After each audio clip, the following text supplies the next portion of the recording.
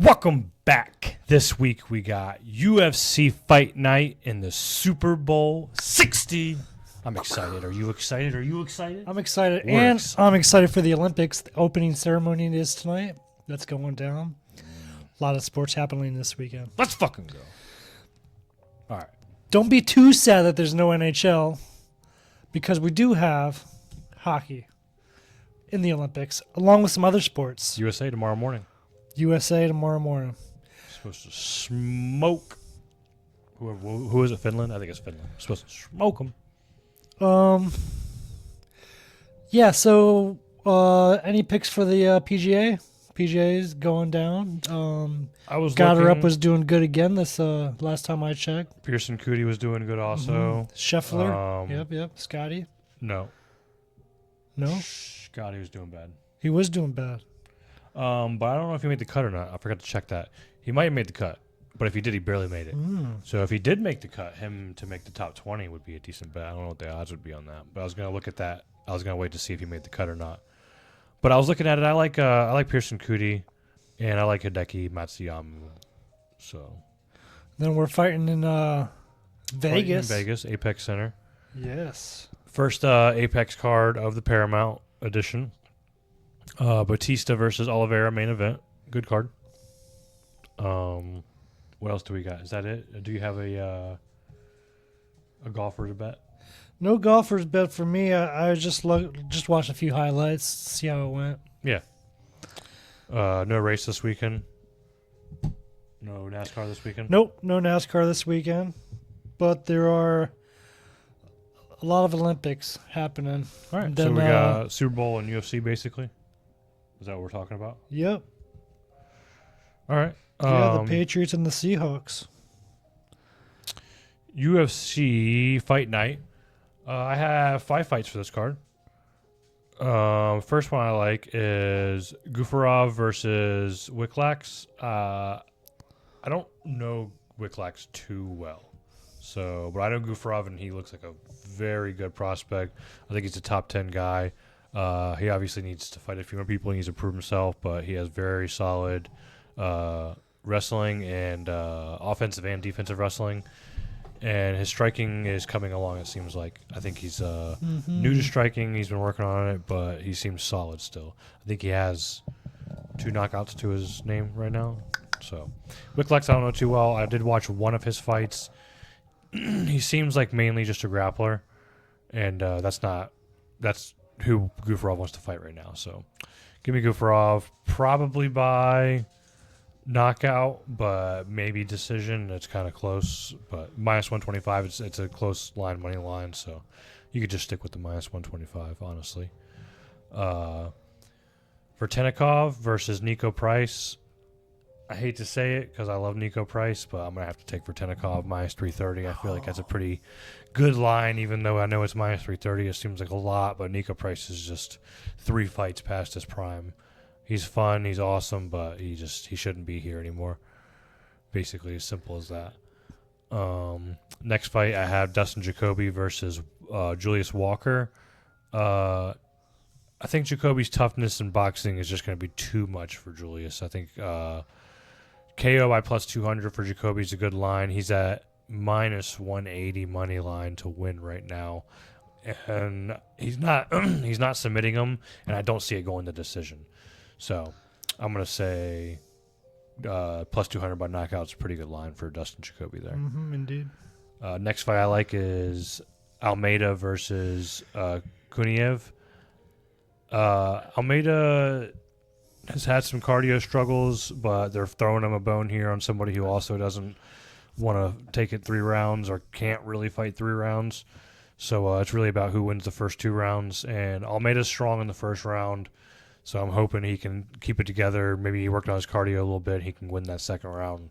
Minus 160, I'll take that. And then Mario Batista versus Vinicius Oliveira for the main event. This is a hard fight to pick. Vinicius needs to have a gas tank in this fight. This is his hardest test yet.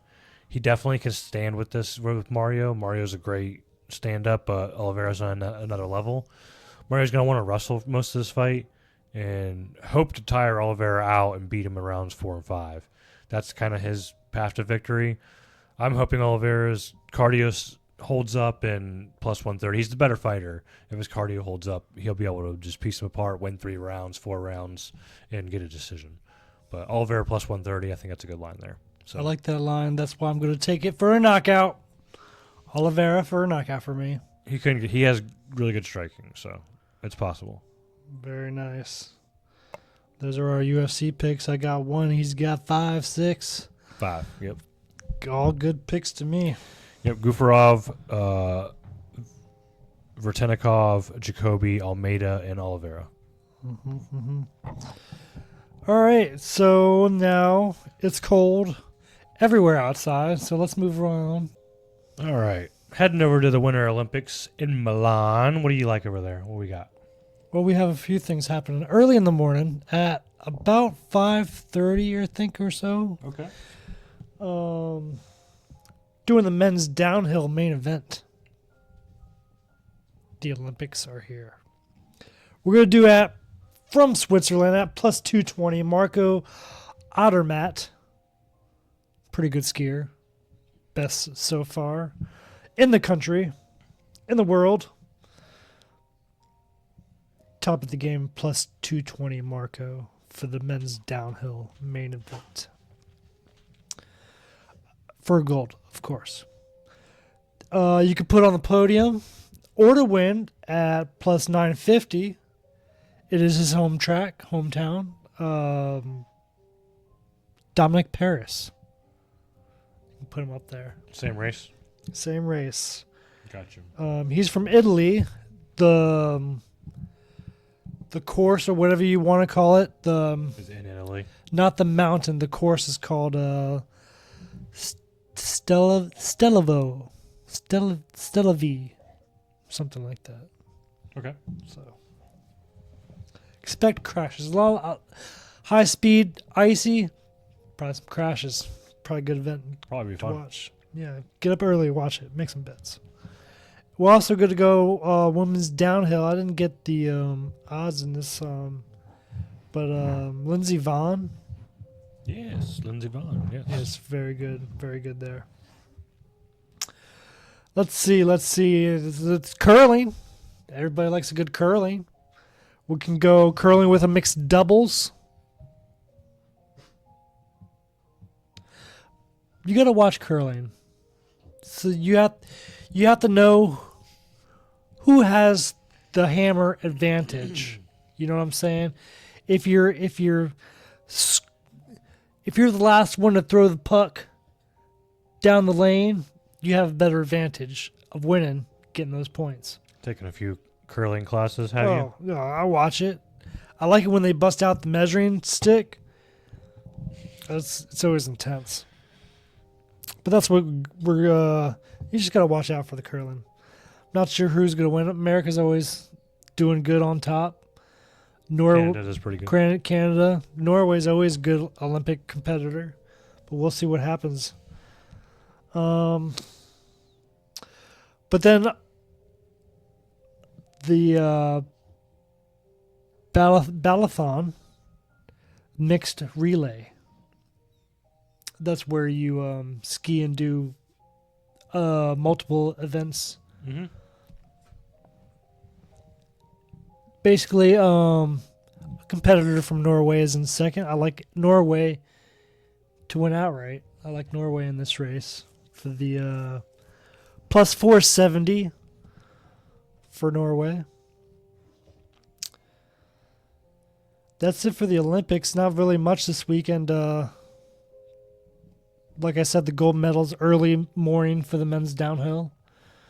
And then next weekend I'll have more Olympics. I like it. Maybe some figure skating. That's the top thing that most people watch is the figure skating. There's that new kid. I can't remember his name right now. I'll have to give it to you next week. But I was hearing about him a couple weeks ago.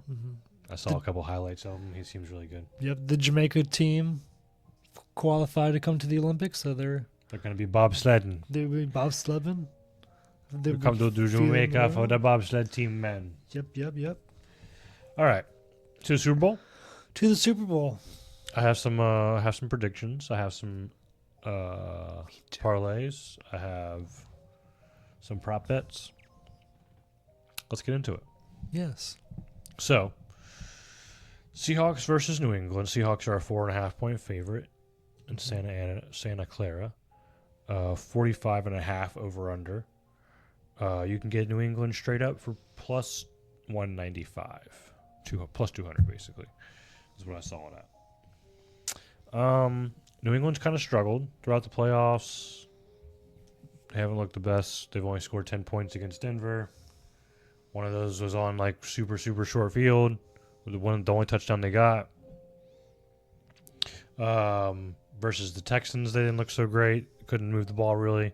Neither could the Texans, for that fact. But bad weather in both of those games also. So that has something to do with it. But just definitely going to be some nerves for Drake May coming into this game, being as how he's played in the past 2 games. And then on the other side, you got Seattle, who's looked really good, continued to look good. Fabulous. Going to be super confident coming into this game. Extraordinary.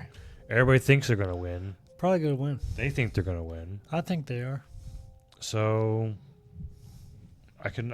dude, there's like 2 sides of this tale, and it's like New England, do they think that they're going to win? Are they going to come in with the mindset of like, we're going to come in here to win this game, or are they going to be happy just being competitive? You know? This is the Super Bowl. Because nobody expects them to win. And if they're just competitive, everybody's going to be like, good job, you know? Yeah. Congratulations. You hung with a really competitive team, and you made it really far. But I don't know. Obviously, the competitors want to win, obviously. But there's a couple things that I like in this game. I lean more heavy on props this week than I do on a side. What color is Gatorade going to be? I'm going to go with orange. Blue. Orange for me, blue for you. Depends on who wins also. We'll see. If it's New England, it's probably going to be red.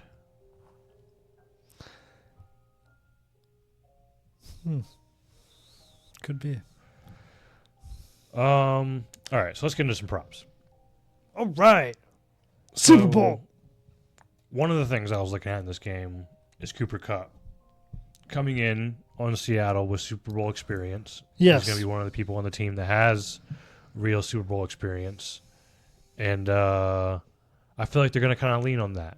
And a lot of attention is going to be on JSN. A lot of attention is going to be on Kenneth Walker.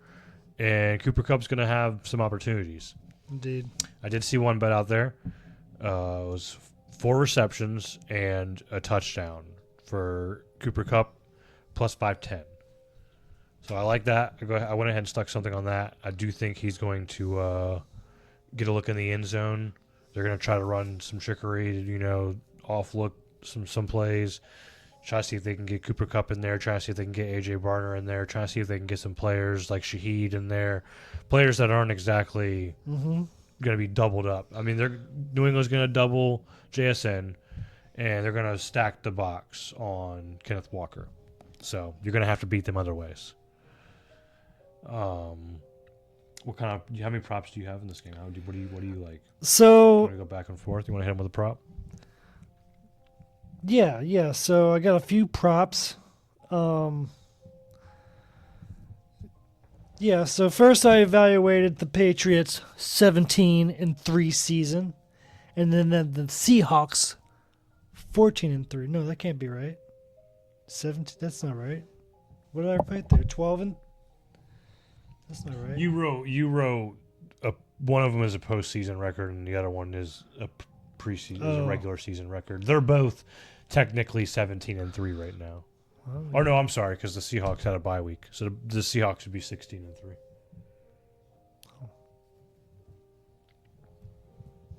But that's what you did. It's all good though. You're right. Continue. Yeah. So Drake May, Sam McDonald, top tier defense. Seahawks got a great defense under Mike McDonald. You were talking about the previous games the Patriots played with the Chargers 16-3, the Texans 28-16, and the Broncos 10-7. not too bad. A little scoring on the Broncos. But so I'm going to hit you with one pick right now, and that's going to be for a prop. You can do the big dog plus 10,000 for one touchdown and one passing touchdown and one rushing touchdown. Each team, each half at plus 10,000. It's a Super Bowl. Oof. Or you can do one touchdown and one field goal for each team at plus 1,600. One passing touchdown, one rushing touchdown, each team, each half for plus 10,000. Correct. Not each quarter, each half. Each half. That's not that bad, actually. In my head, I was thinking each quarter. Each half, that's not that bad. No. I can see that. No, but if you want to go safer and go one touchdown and then one field goal at plus 1,600, that's a good bet too. I don't see why not. So that's my little sprinkle for the little props. I did put together a parlay, but you can make them separately if you want. Those are the only two props you got? Yeah. Okay. I like to That's fine. I like to do I things just- live I too wasn't sure. sometimes. Or right before, see what everybody thinks. Like, is Taylor gonna say something? I don't know. Sure. You know, Celebrity props? how many don't times do is many Taylor celebrity gonna show up props. on the screen? Yeah. That was last year, but yeah. I don't do celebrity props too much, honestly. I did see another one that was both teams to score on their first drive. Doesn't have to be touchdown. Field goal counts Ooh, I do as like a that. score. Plus 460 is what I got that at. I thought that was a good one. Are you taking heads or tails? I'm gonna go heads. Tails never fails. That's what they always say, and I feel like they always pick tails, and there's always heads. Going tails. Hmm. I always go tails. I'll go heads. AJ Barner under 12 and a half yards longest reception. I think he might catch a ball. I think he might get a goal line sneak. But I don't think he's going to have a 12 and a half yard long reception. I think that's too long. I'm gonna go ahead and take a Hunter Henry for a touchdown Okay. at plus 250. Okay. Good man. I like Hunter Henry. He's a very good, or he's a very good tight end, of course, but then he's a favorite target of Drake Mays also. Mm-hmm. Over 2.5 field goals for the game. So both sides. So 3 field goals total for the game. I see it. Plus 175. I got that at. Cooper Kupp, over 34.5 yards. Like I said, I think he's going to be a factor in this game. I really think they're going to lean on him. Raheed Shaheed, over 21.5 yards. I think he's going to have one big pass or 2 good catches or something like that. And Mac Hollins, over 25.5 yards. He seems to be Drake May's safety blanket on third downs recently. He seems to go to Mac Hollins a lot on third downs. And I also like Seattle to win the game. Seattle minus 4.5, over 45. And I did predict a score on this one, 31-20, Seattle. Okay. So next to the Hunter Henry touchdown, I'm going to go with Kenneth Walker. Over 100 plus rushing and receiving yards. At a little negative 112. Sam Darnold, going to go over 5.5 rushing yards for negative 115. I think with Patriots defense, Sam Darnold will be able to run a little bit. He's going to have to. Hmm? It's a Super Bowl.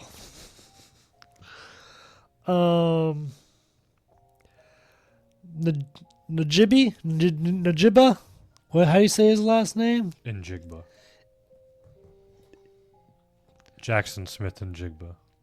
Yeah, you call him JSN. What do you say? Yeah, JSN. You can call him that. We're gonna take him for a touchdown. Negative 110 Yeah.